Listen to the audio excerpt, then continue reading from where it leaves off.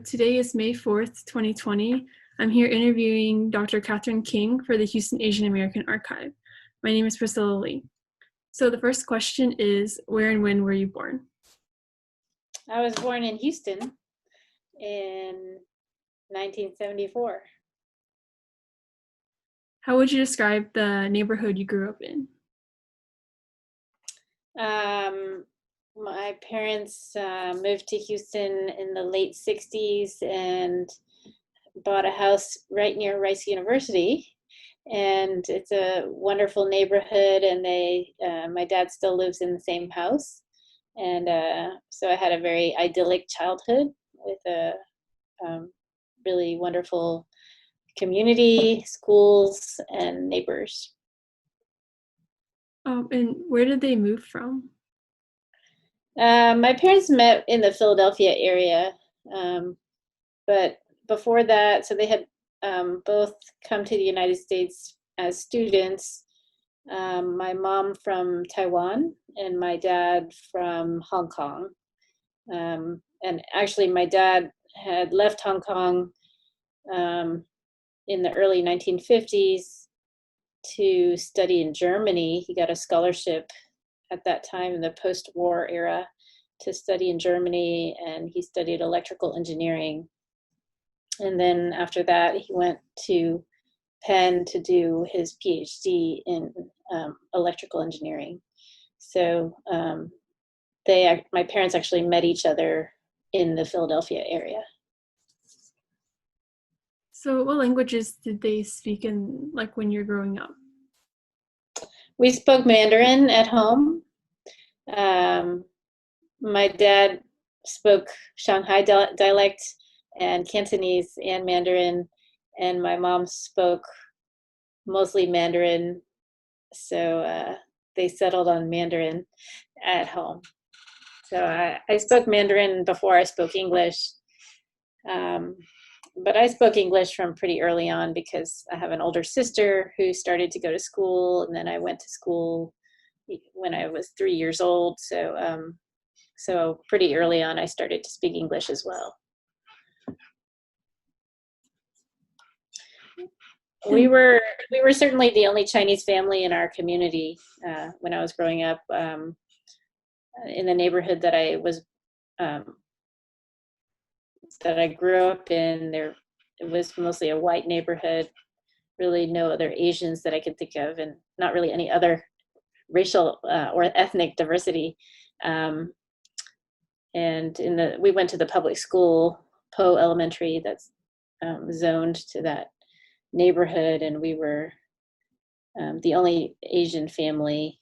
So I remember, actually, my parents handled that very well. They took a lot of pride in being the only Chinese family and introduced the whole school community to Chinese food and some Chinese customs. And my sister and I did some Chinese art demonstrations for the school, like Chinese dance. And were people usually receptive of Chinese culture? Yeah, for the most part, people were very receptive and very welcoming, and actually eager, I think, to learn about Chinese culture through some real life Chinese people. So yes, for the most part, people were very encouraging. And as a kid, I think that was what I was used to, and I don't think that I really saw myself as being different necessarily. But we did have one or two instances of sort of a negative experience, but for the most part, we didn't really experience any negative effects of being the only Asians around. And what kind of fun things would you do, like after school or during your childhood? Yeah, there was a number of neighbors, children who lived on the block that I played with. They were mostly Caucasian kids, and we would ride our bicycles up and down the street or run around, play tag, play in a fort. My parents would sometimes take us to the neighborhood swimming pool in the summertime so we could swim. And I played on the soccer team in the neighborhood, which at that time in the 1980s, it was boys and girls together. And we went and did gymnastics at the local neighborhood, like YMCA, those kinds of things. I know you said your father studied electrical engineering. Did Right. he do that as a career? Right. So my parents moved to Houston because he got a job as a professor for computer science at U of H. So the Department of Computer Science was established in about 1967. And so my dad was one of the very first computer science faculty. And at that time, the field of computer science was just being established. So pretty much all the professors at the time had degrees in electrical engineering and not in computer science, because previously computer science didn't exist. So he became a faculty at U of H in 1969 and stayed on faculty for 40 years at U of H. And so he really built the computer science department there at U of H. And growing up, did he ever encourage you to go into computer science, or did you know what kind of like career-wise what you were interested in doing growing up? My parents encouraged me to do whatever I wanted to do and to pursue my interests. And so I think my parents were open to the idea of me doing computer science, but I don't think I particularly showed an interest in that area. So I did a little bit of computer classes when I was in high school, but not much. But yeah, I think that my parents very heavily emphasized the importance of education and were very much supportive of both me and my sister to pursue our interests and to find something we were passionate about that we could do. And I think both of my parents, well, they made things very wonderful for me and my sister in that they absolutely prioritized our education over everything else in their lives. So they really made the conditions great for both me and my sister to have everything we needed to study and to have the time and the stability in our lives to focus on our schooling. So we never really had to worry about anything else in terms of where our next meal was going to come from or what our home life was going to be like or any other jobs that we had to do. We really were enabled the freedom to focus on our studies. And we also both did things like played piano and did some sports and other extracurricular studies. So the other thing that I would say my parents instilled in us was an appreciation for the value of community and the value of service to the community. So I think my sister and I both really grew up with a sense of commitment to service and to doing something for the betterment of society. And that was always sort of understood. So you said your parents met in Philadelphia. Was your mother also studying there for like grad school or undergrad? Well, Philadelphia is very close to Washington, D.C., and actually at the time she was working at a school in Washington, D.C. So my mom had studied early childhood development and early childhood education, and she came to the United States from Taiwan. Actually, she was born in mainland China, and then she and her family immigrated to Taiwan, and that was in the late 1940s. Mid 1940s, and then she moved to Boston to do her master's degree in early childhood education. And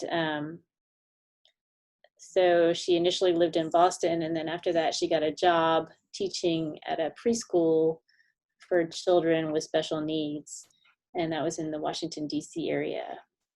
So she was working, and she and my dad had mutual friends who introduced them to each other. And then can you describe your schooling in Houston, like where you went to for elementary, middle, high school, and if you had any influential teachers or mentors growing up? Right. So as I mentioned, my mom was a specialist in early childhood education.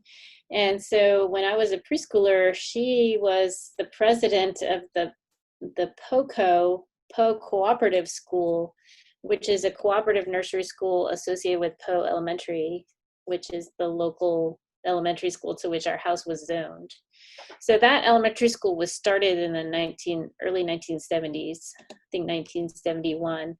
And it's a cooperative nursery school in the sense that the teachers, there are teachers, but there are also parents that all of the parents are required to participate actively in the education of the children, including spending time in the classroom. So it's a cooperative between the school and the parents. And so my mom was very instrumental in the starting of that school, which is still in existence today. And she served as the president of the school at the time that I was there. So I had the benefit of having a parent who was really involved in my own education from the time that I was like 3 years old.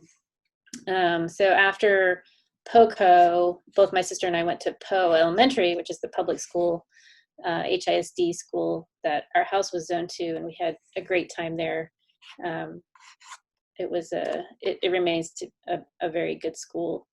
And at the time that we were students there, it was not so long after integration of schools in Houston. And so there was busing, and there were children of various ethnic groups who came to Poe. So it was a pretty even mix between African American, Hispanic, and Caucasian students. And so we had a very nice, diverse set of classmates there, and a lot of wonderful teachers. And some teachers that I stayed in touch with even after I left Poe. I had a first grade teacher named Ms. Blair, who was really great. And there was a famous math teacher named Sarah Morgan, who many generations of Poe students will remember. It was a very inspiring teacher, taught there for decades. And I was in fourth grade during her last year teaching. So it was lucky that I had her. So after Poe, both my sister and I went to St. John's, a private school in Houston, starting in middle school, and ended up graduating from there in high school. And this is something that I think attests to the prioritization that my parents placed on our education, because it was very expensive to go to St. John's. And my parents didn't make a whole lot of money, but they saved what money they had for us to go to St. John's. So I had a wonderful time at St. John's. There were many great teachers that I had there. I was involved in student government throughout my time at St. John's, and I took Latin for 5 years at St. John's, all the way through AP Latin, and had a teacher named Tony Serignano, who actually I also took philosophy from my senior year. So I basically had him every single year of high school. So he became kind of somebody I felt was part of my family, or I became part of his family. And he was very influential for me, because I think he introduced me to the classics and to a tradition of higher education that values thought and philosophy, and sort of the value of thinking about the meaning of life. And that was very helpful, insightful to me. But there were many excellent teachers at St. John's. Alice Kagi was my biology teacher for both Biology 1 and AP Biology, and she was actually my neighbor in my community. And she was a great teacher. And Dwight Ralston, who still teaches at St. John's, was my English teacher and was very inspiring. So I had a great education at St. John's. It gave me a really strong basis in lots of fields, not just science and math, which is what I do professionally now, but particularly in writing, in English and Latin. But writing is a skill that's really fundamental to everything I do right now, and I really value the education I got in writing. And I think part of the education of writing is the education in thinking, and that was the theme. So in high school, what was like, I guess, the college application process like for you? Were you just looking at schools in Texas, or did you apply like throughout the country? So I,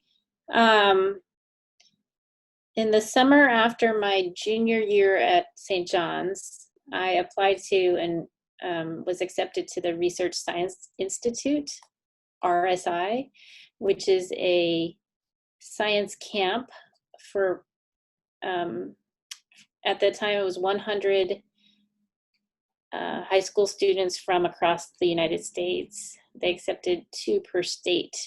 And then they also had international participants. So maybe it was a total of about 120 kids. There had been other kids from St. John's who had gotten into that program in the past, and that's how I knew about it. So I went there for 6 weeks in the summer of 1991, and it was just a fantastic experience because it was my first time living in a dorm away from home. So it was a very freeing experience.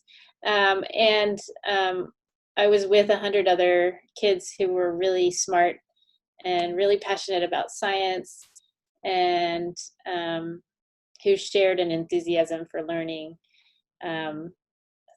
So that was really, really fun. And that actually influenced my college decision quite a bit because so that was the summer before my senior year. And as soon as I got back home, I was trying to work on my college applications. And many of the participants from that summer camp were hoping to go to Harvard. And in fact, I applied to Harvard, and I applied their early decision or early action, which is non-binding, but it's you can get an early offer. And then I remember that I visited the campus for like a preview weekend, and I got to see a number of my friends from the RSI program at that preview weekend.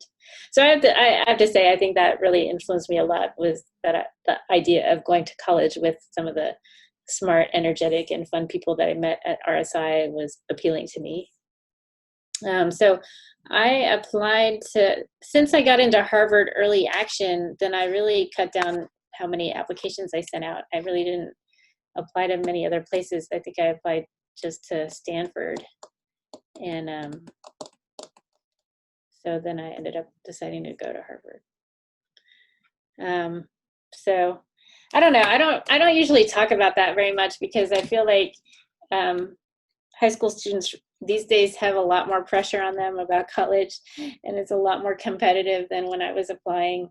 And I don't think people should feel like what school they go to is sort of the end all be all of their future. And while I really appreciated my time at Harvard and had a good time there, I think there was also, it wasn't perfect. And I think there's lots of other excellent colleges out there at which I would have had a really good and productive experience. So anyway, for whatever that's worth. Okay. And then what did you, or what years did you attend Harvard? I was there from 1992 to 1996. And what did you end up majoring in, and how did you reach that decision?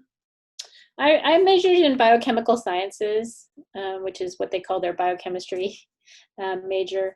And I think I was always interested in science, as was evident when I applied to that summer research program. And somehow I always had it in my head that the responsible thing to do would be to do something scientific, because it would lead to a steady job and and it would lead to service to the community in some substantive fashion. And so that's why I thought it was the right choice. And I really enjoyed my time doing research and science in high school, and liked my science classes a lot in college. And then in college, I joined a lab and was doing research in plant biology. And it was really interesting, but at the same time, it was there wasn't a whole lot of energy in that field. It seemed like all the attention and the money and the excitement was in the biomedical realm, and I could see that. And so somebody told me, one of actually my mom's friends told me about this combined MD PhD program when I was in college. And so I actually had not been planning on going to medical school, but then when I found out about the MD PhD program, I thought, oh, that's a really cool opportunity to do both medical school and PhD research. And so I kind of got excited about that opportunity. Yeah. So did you join any other labs besides the plant biology lab, and did any experiences in college affect what you ended up researching in medical school? Yeah, no, I stayed with that lab. I joined that lab as a sophomore and stayed with it all the way through my senior thesis. And it was a pretty small lab, but I stuck with it. And I think the thing that really influenced my choice about what I did later was that actually I was part of the freshman outdoor program, which is called FOP. And the freshman outdoor program is an orientation hiking program for freshmen who are going into Harvard. So they take kids to hiking for a week, basically in the White Mountains on the Appalachian Trail. And it's a way to get to know about 10 other incoming freshmen and a couple of senior classmen, and just have an introduction into Harvard life before school starts. And it's a lot of fun, and it was the first time I really experienced backpacking. So I did that as a freshman, and then I really enjoyed it so much, so I became a leader for that group the next year. And when you become a leader for that group, you go through some wilderness outdoor first aid training. So you became so you actually get to go up to New Hampshire and spend a few days at an outdoor leadership school, and you get pretty extensive training in wilderness first aid. So I got trained as a wilderness first responder, and that was really my first experience with what you might call medical care, and it was super fun, and I really enjoyed it. And I thought, man, it's so gratifying to have a set of skills with which you can practically help people, in a real life situation. So I really, really liked that. And part of that experience made me think that maybe I wanted to go to medical school.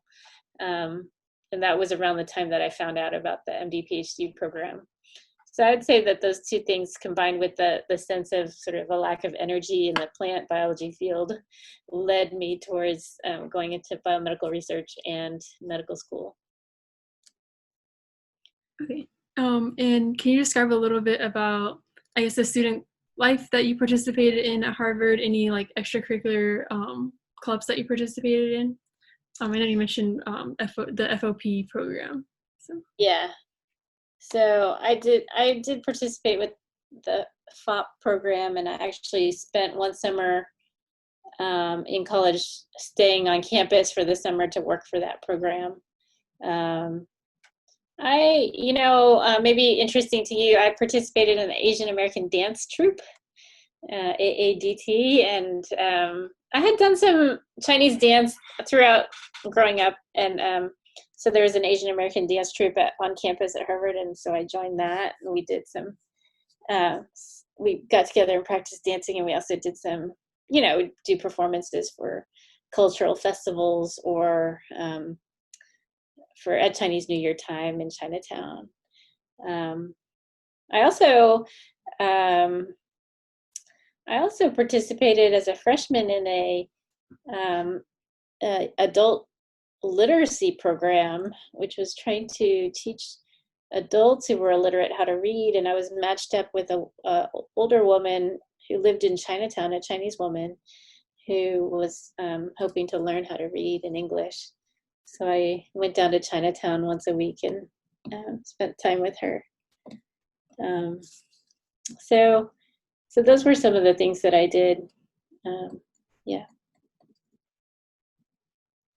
And then, so you mentioned how your mother introduced you to the MD PhD program. Had you heard about like what it was like to be a part of an MD PhD program, like the rigor of it or the time? No, I really didn't know. I knew that it was going to be a long program. They said it would be 8 years, and that's about all I knew. But I suppose that, of course, people knew that medical school was supposed to be hard. But I wasn't really intimidated by the idea of working hard, I think, because I had done so since forever. And I think I like the idea of a challenge and the idea of working towards some challenging goal. But I hadn't heard about that program until I heard about it through my mom's friend. And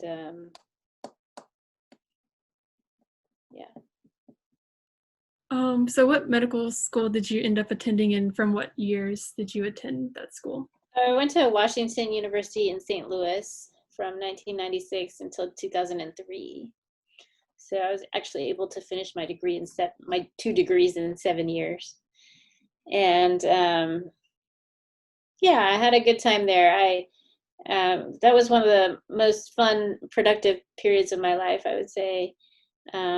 I think that at Harvard, I felt that I had a really good experience and I worked hard, but there was a lot of pressure, and I could feel that pressure. And there was also a little bit of a sense of anonymity at Harvard, that it was really big, and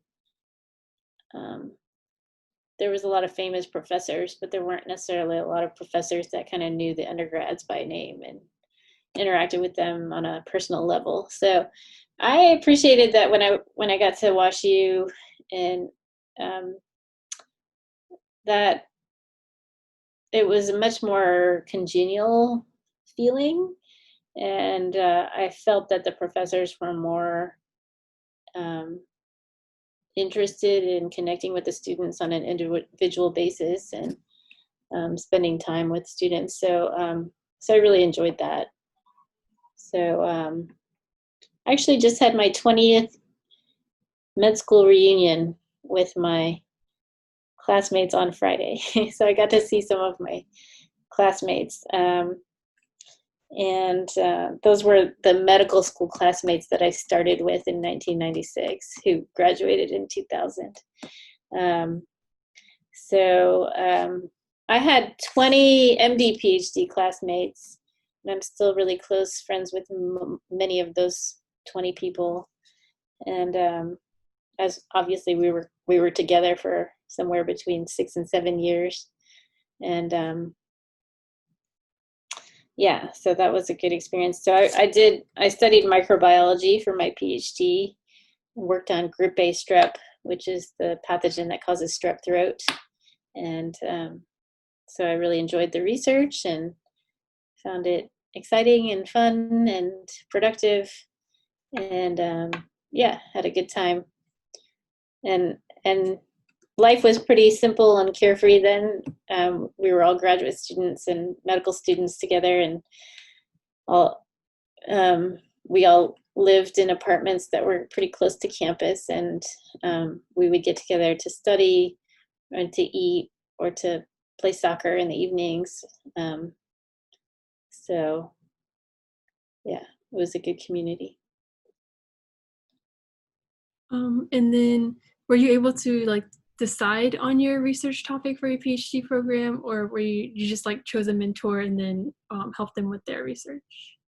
Right. At the way the program was designed, and most programs are still designed, is that you do a rotation. You select a couple of investigators whose research you found interesting, and you would do a rotation with them, meaning to spend a couple of months in their lab and getting to know the research and getting to know some of the people in the lab. So I did that, and I worked in that group A strep lab, and I worked in a malaria lab, and then I decided to join the lab of the group A strep studies. That was Mike Caperon's lab, and he had some projects ongoing, so he helped me to develop what turned out to be my thesis project. So I had a little bit of autonomy about it, but it was certainly heavily guided by my advisor. And yeah. And then where did you end up going for your residency and fellowship programs, and what was like the decision process that you went through? So I had, I think, influenced heavily by my mom. I had enjoyed working with kids all my life, and so I was interested in pediatrics. And then I decided that it would be a good combination to combine pediatrics with infectious diseases, and that was highly relevant to my microbiology background. So so I decided to apply in pediatrics, and then did a fellowship in pediatric infectious diseases. And I applied around the country, but at the time, and it's still true, that's, the big training places for pediatrics are, one of them is in Houston. So Baylor has one of the strongest pediatric training programs in the country. And I thought, well, this is a really great opportunity to go back home for a little bit, be close to my parents, since I had been away since I went to college. And it's a 3-year training program. So I thought, well, there's no reason that I shouldn't take the opportunity to do some of the best training that's available and do it closer to my parents. So I did that. So that was 2003 until 2006. And at the time, Ralph Feigen was the chair of pediatrics, and he's a famous pediatric infectious disease doctor. So not only was pediatrics really strong in Houston, but specifically pediatric infectious disease was very strong. So so I did that, and then I was asked to be one of the chief residents in pediatrics the year after I finished my residency. So I stayed and did that from 2006 to 2007. And that's a leadership and teaching role. That's kind of an honor. So I did that, and then I applied for fellowship. And so I considered a number of different fellowship training programs around the country, but then ultimately decided to stay at Baylor for that period of my training as well.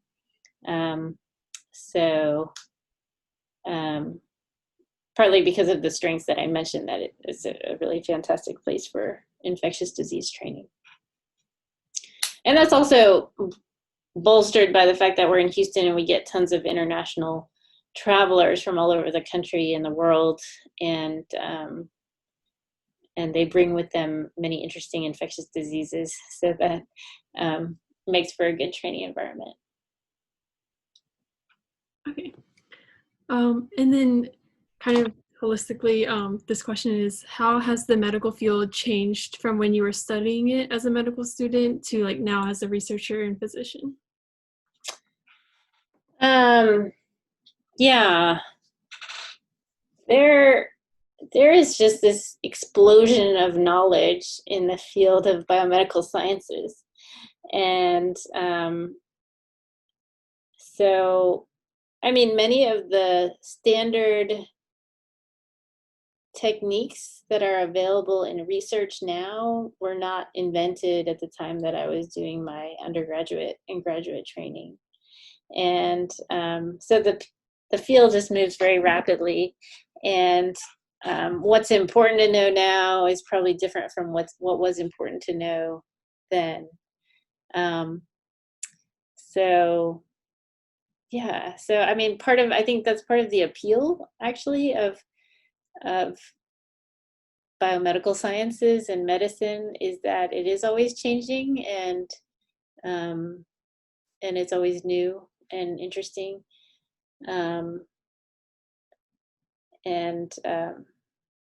Yeah, so I'll give an example. My undergraduate project when I was an undergraduate at Harvard was to use an old method called Sanger sequencing with silver stain gels to look for the sequence of a gene. And what my project was doing was to look for a class of genes that are called protein kinases that are involved in signaling in a model plant species called Arabidopsis. So, so I basically spent 3 years trying to do that, and it was very laborious, but it was felt to be important to understand how plants work and how plants get pollinated. And today, there's capacity to sequence, billions of base pairs of DNA in a day, and so it's just laughable, actually, to think about what I spent 2.5 years doing then, which is just like one day's work today. So not only has the technology changed, but of course the capacity to do that amount of sequencing changes everything we know. And so now what's known today about the genetic basis of disease is just huge compared to what was known then. And what's possible yet to discover using genetic information is really huge. So that's one example. So I should say that, so during my fellowship, I changed my research course so that I veered away from microbiology into working on stem cell biology. And and that's what really set the stage for what I do now in my independent research. So I work on bone marrow stem cells and how the body makes blood. And that's a really critical thing to understand in terms of fighting infections, that we need to be able to make blood cells to fight infections. So there's a very dynamic interaction between blood production and infections and the immune system.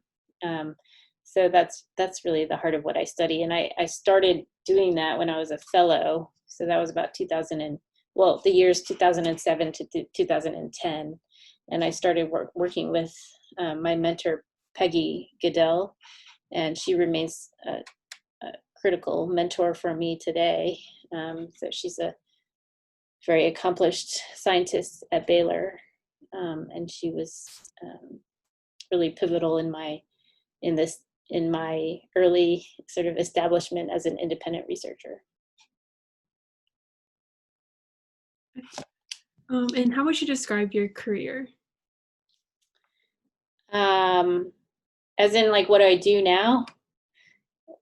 And then I also saw I think Dr. Chow had forwarded me an alumni email featuring you, and you described the 3 pillars of like medicine, research, and advocacy. So maybe like speaking to that, or in general, how would you describe your career to like anyone who doesn't already know you?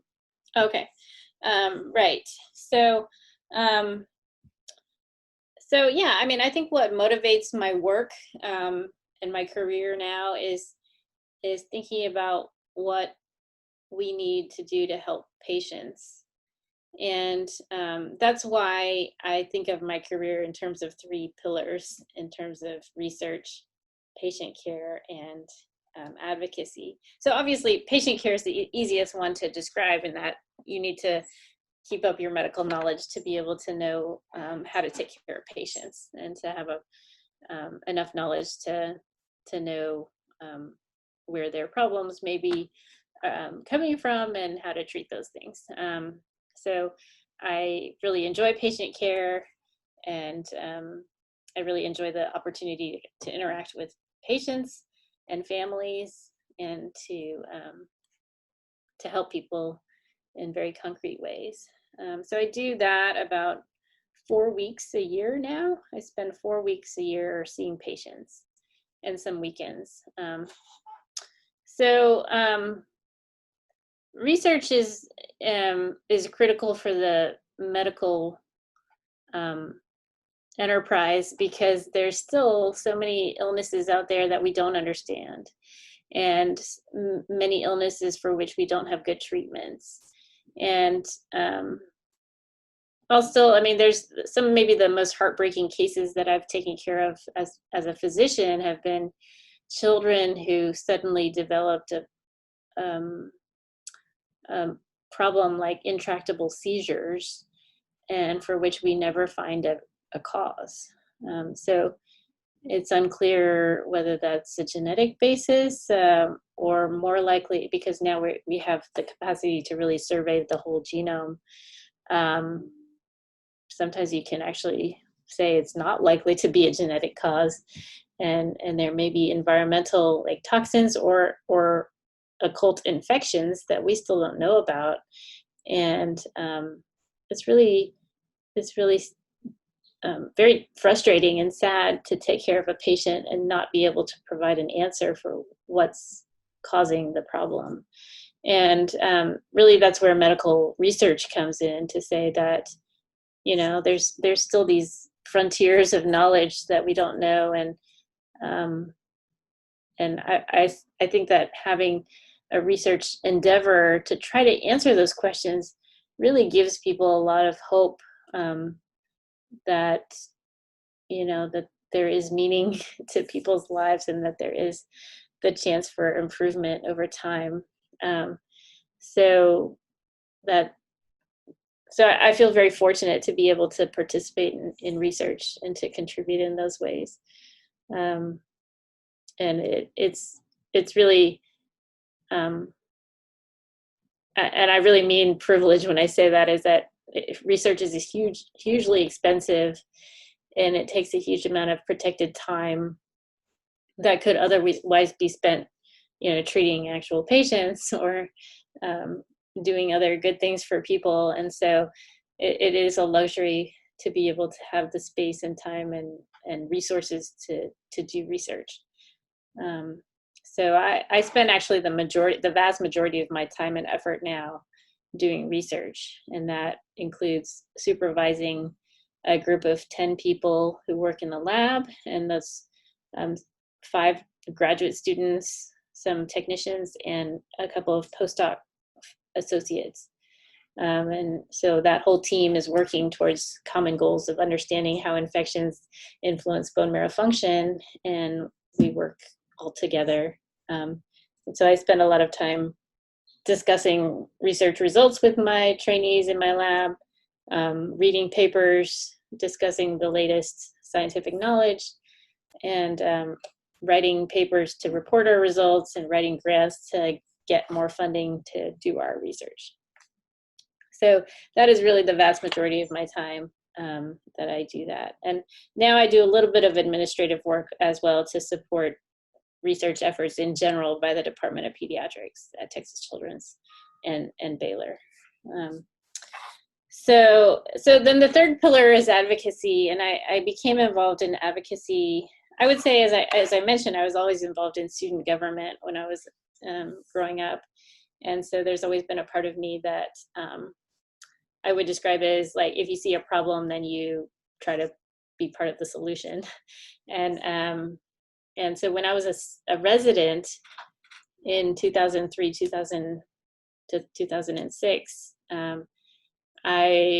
that was my first time practicing medicine as a physician, and I could see lots of shortcomings in our medical system, and just systemic problems that provided really huge barriers to the patients getting the care they need. And so that included things like, you know, the system that we have, which makes insurance a critical determinant of what kind of care patients get. So for example, I took care of a 6-year-old boy at Ben Taub when I was a resident, who came in because his eyes were crossed and he was having a headache and throwing up. And it turns out he had a brain tumor, a large brain tumor that was sitting at the base of his brain, and it was pushing on the nerve that controlled his eyes. And it was increasing the pressure in his head to make him have a headache and feel like vomiting. And so it was really a terrible situation. And then it turns out that at Ben Taub, there was no pediatric oncology services. So that's a county health department hospital that's supposed to provide a safety net for anybody who lives in Houston, but they don't necessarily, it's a system that is overburdened by the population that it's meant to serve, and there's not enough resources there. And they don't have all the specialists that might be standard in a pediatric specialty hospital like Texas Children's. So, and then it turns out that patient was not documented and didn't have any insurance. And so it became a real difficulty getting that patient to be transferred somewhere that he could get care for his huge brain tumor. And it was a very,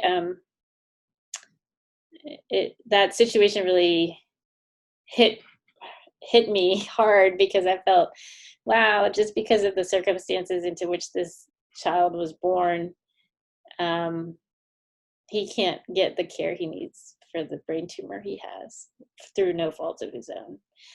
And, you know, like many of us at the time then wrote letters to various people to ask for charity care for that boy. And ultimately he did receive that. But I thought, boy, it's really sad when somebody's life depends on whether or not somebody's willing to write a letter and persuade somebody in power to sort of release the resources for what he needs. So I really believe that healthcare is a right, and those kinds of experiences led me to get involved in founding a group that's called Doctors for Change. And that's a organization. It's a 501c3 nonprofit that we started officially in 2007, although it was in conception and development well before that. And so that group is still going strong, and it is a group of healthcare providers, not just doctors, but nurses and social workers and speech therapists and optometrists who care about advocating for the needs of their patients, and do so in the form of educational forums for providers to say, hey, there's all these wonderful resources in Houston that are available to support patients, and here's a great way to get in contact with those resources to help your patients out. For example, if you needed to find a free or sliding scale dentist clinic for your patients, or how do you find low-cost prescription drugs for your patients. So we try to provide those resources and information about them, and also bring people together to come up with solutions to help patients to bridge these gaps. We also do legislative advocacy. So we travel to Austin and we talk to state and local representatives about laws that may affect the care of patients, and promoting laws that help patients to access care or to be safe. And then we do some projects as well. For example, we have a CME education about human trafficking, and we try to educate emergency room physicians about what human trafficking is and how to identify it and how to refer patients to get the help they need. So anyway, so I think of that as the third pillar because we can all help one patient at a time, but if no one says anything about the system in which we're caring for patients, then there's continues to be systemic problems that really stand in the way of good health care for people. And so I try to be a voice for that. What have been like the major challenges the Doctors for Change has faced? Right. So one of our favorite examples is pretty early on after we were formed in 2007 or so. At that time, the wait time to get an ultrasound at Ben Taub was 9 months. So it was 9 months between when a doctor said, you should get an ultrasound because you have a mass in your abdomen and we should do some imaging and figure out what that is, before the patient could be scheduled to get the study done. And that system just was not working at all because obviously 9 months is really too long to wait for getting a study like that. And also, patients would get scheduled 9 months out and then most of them would not show up at the appointment because they had already forgotten by that time or it was a moot point. And so then they were taking up spaces in the schedule that they didn't even end up using. So it was just a system that was not working for anyone, including the patients, the doctors, the hospital system, the ultrasound technicians. So, so what Doctors for Change did was to bring this to sort of public attention. And I think the hospital district already knew that the problem existed, but when a group of 50 physicians showed up with a letter and with,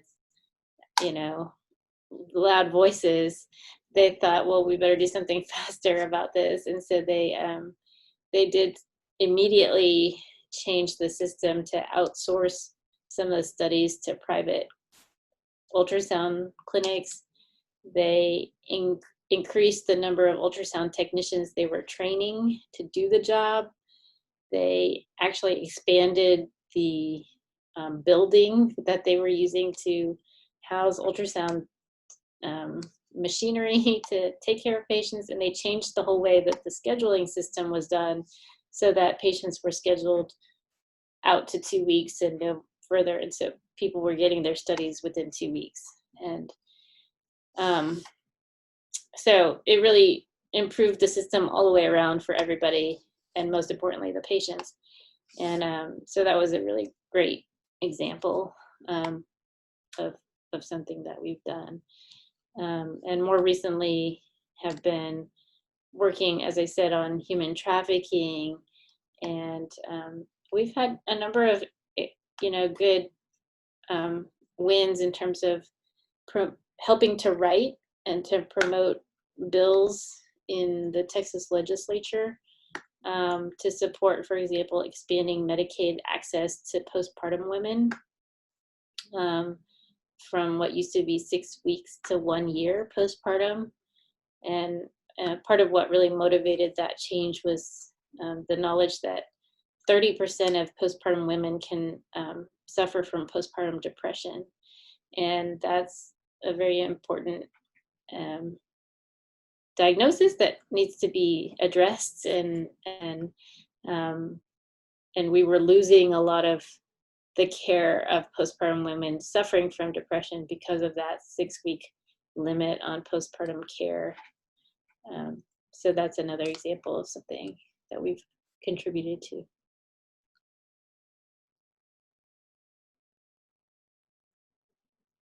And do you have any advice for physicians who want to advocate for their patients in terms of like balancing providing care while also being an advocate for patients? Right. And so that's a great question. I think that in the past, 20 years ago, sometimes it was hard you felt like, okay, you're doing advocacy, but you're doing that in your spare time and you're doing it off hours. And there was a little bit of a dichotomy between advocates who sometimes seem like rebels or rabble rousers, and physicians who are really taught to respect hierarchies and to act within the boundaries of of the rules. And so sometimes it seems like a dichotomy to do both. But I think that has eased over the years, and now there's many more formal ways to incorporate advocacy into your career as a physician. And in fact, some residency programs have advocacy tracks in their residency so that you can get training in advocacy and really incorporate it into your career. So for example, I'm a pediatrician, and the American Academy of Pediatrics has an advocacy and policy internship. They have a whole subgroup of interested physicians that you can get involved with and then rise up to become a national leader. And Texas Children's and Baylor Pediatrics has faculty members whose primary research interest is in advocacy and policy. So there's definitely now ways to build your career with advocacy and policy making as a central part of what you do. So I could think of several people for whom, they see patients a certain percentage of their time, but then their other efforts, their academic efforts, are directed towards developing policy and then studying how policy changes impact patient outcomes. And that's a very important work, and can have huge impact on patients. So I think certainly there's great ways to do that. And some people go and get an MPH that can also help in that realm, but that's not necessary. So I think, I guess my advice to somebody who's starting out, like yourself, for example, is to find role models when you're in medical school of people who incorporate advocacy into their career and see how they do it, and get advice about how to follow that path. And do you ever see identity intersecting with your work? Yeah, I would say I think all the time. I think it's impossible to separate identity from work. Yeah, I think that I've been lucky that I've always worked in an area where there are a lot of Asians, I think, in science and medicine, and I think for the most part, Asians are accepted and respected. That being said, I mean, I think that always working hard and doing a good job are the best sort of defense against any kind of prejudice. So I think that's always been a guiding principle for me. I would say probably gender discrimination has been more important in my life than racial discrimination. And I've very, very frequently been the only woman in the room, or one of very few women, and continue to be in certain aspects of my career. And that's something that I think I've been comfortable with since the 7th grade, when I was the only girl in my advanced math class or things like that. So it's just something that I've become used to, and to some extent you develop a thick skin about it, and I kind of don't worry about what other people think or what they say. But yeah, no, I think that I think my sense of identity is probably always evolving and always changing. But that I think that that's always difficult in when when the going is rough, or when you experience failures in work, that's when that's certainly when I tend to have more of an identity crisis. So I'll tell you that shortly after I became a faculty member and set up my own lab, I went through a pretty big period of failures where I applied for grant after grant and I was getting lots of rejections. And it frankly made me doubt whether I had a viable research career, because you really can't do research if you can't get grants. And I thought, well, I don't know if this is going to work out, because so far I haven't gotten a big grant, and there's nobody's willing to keep funding my lab, then I won't have a lab. And so I would say I went through an identity crisis at that point, because I had spent years and years and years training to be a scientist and to be a researcher. And I had defined myself as such. And then I faced the idea that maybe that wasn't going to work out. And that was very difficult. And I think, I don't know if I have any good advice about that, other than I basically just put one foot in front of the other and kept going through that period of time. And thankfully it worked out. Thankfully I kept trying, and ultimately I was successful in getting the grants that I needed to have my lab. But I'm sure just with anybody who's doing a challenging job, like there continue to be failures. And I guess it's just about having faith in oneself that ultimately it'll work out. But I think maybe the most important thing was just not giving up, and to not let that sense of failure detract from the effort applied to keep going. But I could have easily not been successful and had to redefine myself as a physician who mostly does patient care and advocacy, and that's also valuable. So I probably would have shifted my identity accordingly if that's what had happened. And what would you say are your proudest moments, or I guess proudest achievements that you've had in your career so far?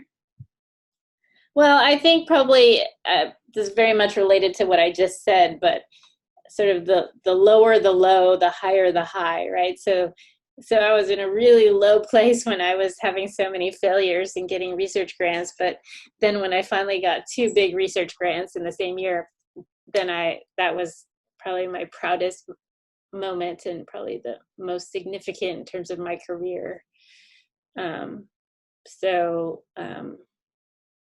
Yeah, I think that's a critical thing for me, and allows me to now have a big lab of people and make some progress with my research. But yeah, I'm really proud, I think, when I work in teams and see the benefits of cooperative efforts, and I'm really proud when I see people that I'm teaching or people that are coming after me that maybe have been helped by my mentorship or inspired by my leadership. And so that really applies in all my 3 pillars of work that I do. And it really makes me happy when I see people coming after me having success in helping patients and advocating for them and making scientific discoveries. So. Okay. And then shifting to family, the topic of family. So how did you meet your husband? My husband is Anthony Rodriguez. He's a researcher at Baylor, but I actually met him because we were part of the same running group. So there was a Monday night running group, and I would go running, and he was part of that group. So that's how I met him. But I actually had heard his name before I met him through the Baylor community. So he wasn't totally a stranger, but that's how I met him. And what are some activities? You have one child? I think Yes. okay. What are some activities you like to do with your child as a family? Right. So I think because I met my husband, we were running, like outdoor activities and athletics, things like that are really a big part of our life. So we like to go biking together now, running or walking in the arboretum, just like being outside in nature. Um, Something that we like to do. We like spending time in the pool and um, yeah, so like right now, my daughter's 6 and she really loves Star Wars. So we watch Star Wars together. We watch Clone Wars. Um, and we love good food and eating and cooking. So we cook together as a family and eat. And so I would say that's another big aspect of our lives. And are there any cultural values that you want to pass on to your daughter? Or how do you navigate this phase of, I assume it's a multicultural household. So how do you Right. determine like, I don't know, determine, but if there is the right word, but how do you foster a sense of like having both cultures like impact her life? That's right. So my husband's family is Costa Rican, so it's definitely a multicultural family. And I spoke Chinese only to my daughter before she was 2 years old. So I tried to pass on some Mandarin to her by passive transfer, and I'm not sure how much of it stuck because then as soon as she started going to daycare, then she wasn't really accepting of Chinese. And she even said to me one time, she said, "Mommy, speak normal." And I was like, "I'm speaking normally," but so she doesn't really even understand me anymore when I speak Chinese, sadly. Um, but hopefully she'll come back to appreciate it one day. But I do think that she does identify with Chinese and Costa Rican culture, and so it's been important for both me and my husband to instill a sense of pride for her in both of those cultures. And certainly we eat a lot of Chinese food and we go to Chinatown and get food, and we have Chinese, we celebrate Chinese New Year and we celebrate the Moon Festival. And I try to have some books around that explain Chinese traditions. And I also try to tell my daughter a lot of stories about my parents and my grandparents and our family. And the same thing goes for my husband.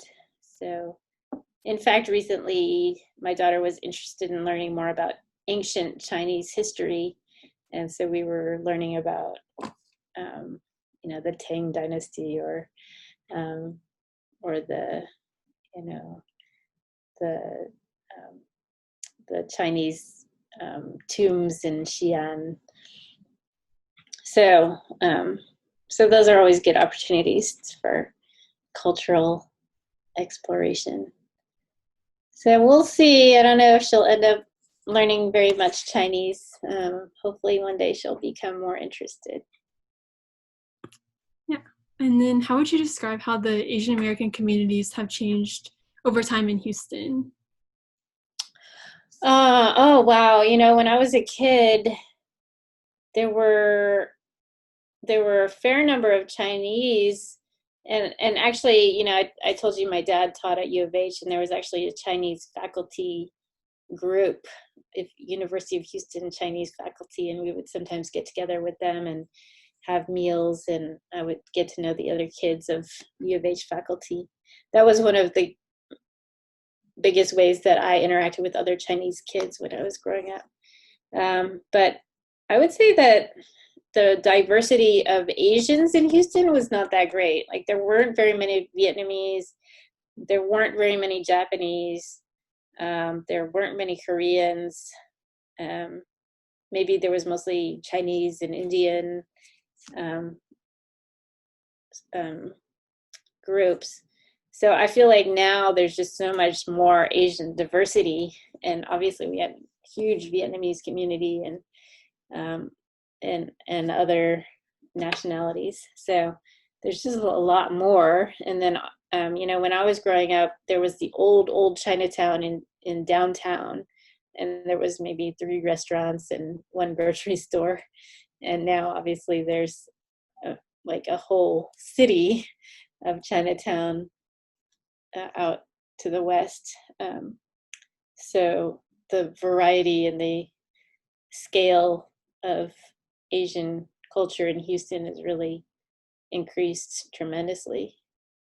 And it's cool. I mean, I think when my parents first moved here, that it was really pretty hard for them to get Chinese food ingredients, Chinese vegetables and things like that. And now it's not hard at all. So that's great. And then kind of bringing it to where we are today in time, how has the pandemic affected your life and how you, do you still go in to do research, and has it impacted like your research questions? Yeah, those are great questions. So our lab has basically been shut down, unfortunately, because of the shutdown, and so we've actually lost a lot of our momentum in terms of our research, and we'll have to work starting now on starting to build it back up again. We've tried to remain productive during the shutdown period by focusing on writing papers and reporting our results and writing reviews about the area we research, and working on some grant applications. And so we've sort of made the best of it. But one of the best things about research is the interactions between researchers, and not being able to be together at work has really put a damper on that. We have daily Zoom meetings, and so we try to recreate that closeness, but it's certainly not as much fun, I think, when we can't be all together. In the meantime, since I am an infectious disease physician, I have increased the amount of time I've spent every day in addressing COVID-related questions. And I have been, for example, I've been writing a 3 times a week newsletter for the Texas children's community to keep everybody up to date about news related to COVID, including like what's our testing status, how many tests do we have available, things like that. Hold on. Sorry, getting a dry throat. So I've actually been spending like 3 or 4 hours a day, like organizing information for people, answering questions for people, and helping the hospital to plan its response to COVID. Like, when do we start letting patients back in for elective surgeries? When do we open our clinics back up? When we do open our clinics back up, how are they going to look different from how they looked before? And who are we going to test for COVID? And how do we prioritize who gets a test, because the testing is not unlimited. So since I do research about how infections affect blood production, that is a relevant question for COVID. So, we will probably, one of my future grant applications will probably incorporate some COVID research into it.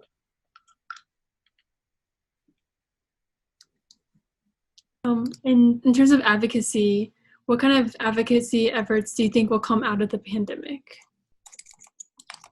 Oh, yeah. So I didn't mention that I've also done some advocacy work during this, which is that over the past week or two, I've co-authored with some other people a couple of op-eds for the newspaper to talk about the need for increased testing and contact tracing in our community to enable the society to reopen and function economically again. So we're hoping to promote that effort in our state. So I'm hoping those will get published soon. Yeah, it's an important thing to have the voice of people who work on the front lines and people who understand the problem to help inform policy decisions. And I think that everybody recognizes that. So, yeah, Doctors for Change has been involved at the local level in Houston to try to address some of those questions. And particularly, you've probably seen the news that there are certain communities that are hit harder by COVID than others. And in particular, minority and traditionally underserved communities like the African American community have been really hit hard by COVID.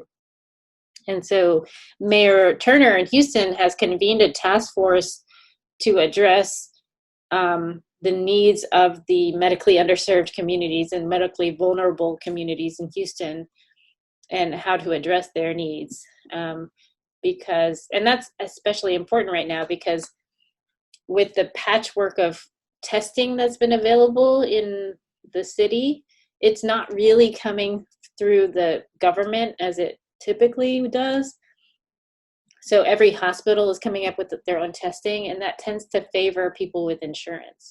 And so we have to do everything we can to make sure that people without insurance or people who fall outside of traditional forms of getting healthcare are not neglected. And those are areas in which the infection could really take hold and really get out of control. So the prison population and the undocumented population and poorer neighborhoods or areas where there's more unemployment, those areas are going to really are already very vulnerable. So there's a task force that Doctors for Change is part of to try to figure out how to address those needs and to make sure that those needs are not forgotten. I try to remind everybody that, we all depend on one another, and if there's a huge population of undocumented people or prisoners or unemployed people who get the infection, that's a threat to all of us and to the economy. And so it's really in everyone's best interest to make sure that all segments of the community are cared for. Yeah. And with your 3 pillars, and especially during these times, how do you balance work and life? Yeah, it's a constant effort, and it's a constant re-equilibration, and I kind of get out of balance all the time and try to get back into balance. And I think that's something I've learned over time is that, I went to workshops and panel discussions on work-life balance when I was all the way through college and med school, and I guess I thought maybe at one point that you would figure it out and then you'd be set, but then I realized that you never figure it out. You just constantly try to re-equilibrate. But to me, it's not so much work-life as self-care. Like how much do I have to give to others versus how much do I need to spend time taking care of myself?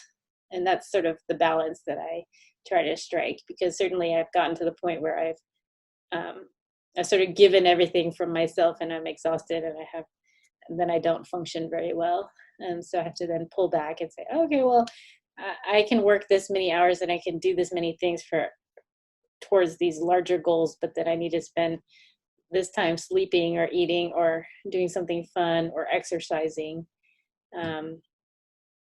And so I definitely exercise regularly. I jog most days. I get up in the morning, I go for a brief jog, and sometimes it's only a 15-minute jog, but it's something, and it helps me to stay feeling positive and energetic. So that helps me a lot. And I do yoga.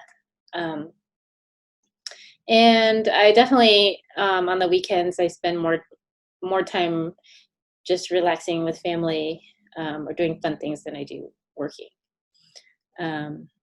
So, yeah. All right. And kind of my last question is, how would you identify yourself? That's a totally open-ended question. I would identify myself as a Chinese American physician scientist. Yeah.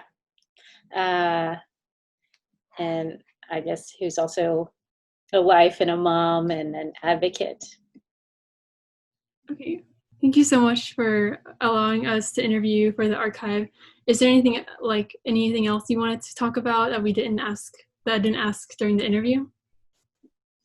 I guess since we're talking about heritage, I guess I wanted to just convey that I just feel really grateful for the life that I'm able to have, because when I think about my parents' life or my grandparents' life, they lived through a lot harder times than I've had to live through, in terms of living through world wars and times of hunger, times of economic hardship, and having to overcome obstacles with a lot fewer resources than I've been able to have in my life.